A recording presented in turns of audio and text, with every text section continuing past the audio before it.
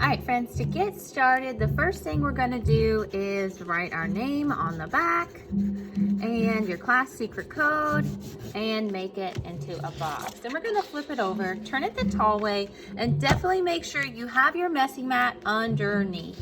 We're gonna draw a horizon line, and this is just a really nice light line towards the bottom. This is where our grass is gonna be down here. And then somewhere up at the top is where we're going to make our circle. Very, very lightly with your pencil. You should not be pressing down very hard at all. Okay, now once we've done that, we're gonna move on to our paint. You will be getting some liquid paint. This paint is very, very special. We're gonna actually first start out by using the white. So we're going to dip our brush into the white and we are going to paint the moon area white and a little bit around the moon area. And you're going to be sharing your plate with your shoulder partner. So if they mix a color and you like it, you could use that color as well. All right, now we're gonna pull some white over to the side and add a touch of blue. We're creating a very light blue. This is called a tint.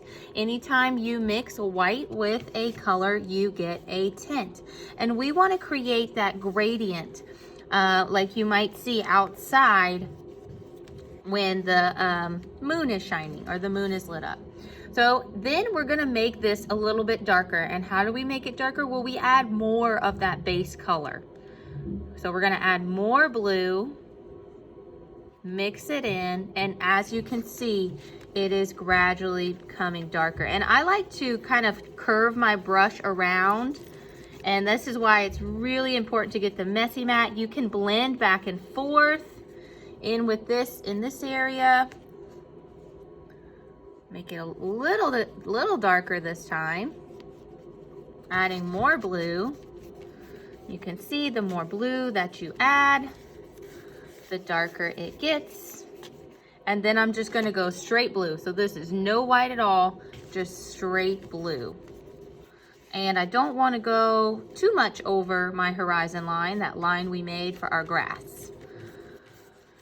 Curve it this way. All right, awesome. Then you're gonna rinse your brush off in your water cup, rinse it pretty good. And if you have a paper towel, you can also blot it dry on the paper towel. Then we're gonna go into the green at the bottom. So we're gonna go up like grass. And if you have a little bit of blue on your brush, that is totally okay because there are some dark green areas in the grass. Just like this, nice grass going upward. Cool stuff.